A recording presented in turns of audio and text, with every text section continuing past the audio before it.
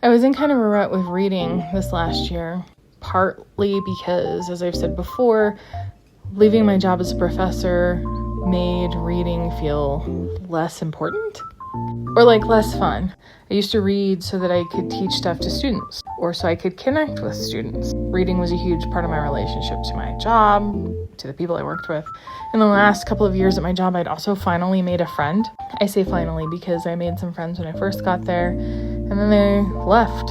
And it took me a really long time to make any new friends. And I actually made 2 or 3 new friends in the last few years, but one friend became really important to me, and we really bonded over our love of reading the Wheel of Time books. So last year, I finished that series, and it kind of added to all the other transition fatigue, I guess, I was having. So I was having a really hard time getting back into reading, even though it had become a super important part of my routine in the last 5 or so years.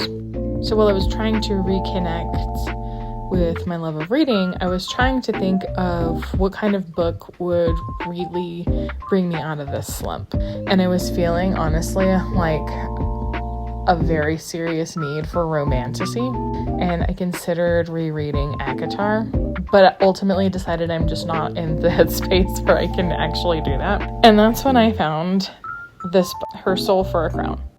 And I'm really glad I found it because I think it did get me out of the slump, but also it was such a good book. It was a retelling of the story of Anala and of Riri the Blood Yaka.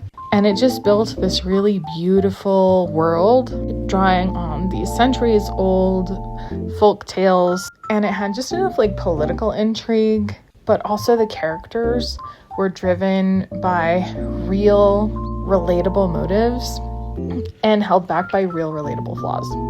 It's classified in a lot of reviews as a slow burn romantasy, but I would really call it more of a folklore retelling, and I really enjoyed it. So if you're looking for something romantasy adjacent, highly recommend. I can't wait to see what this author comes out with next.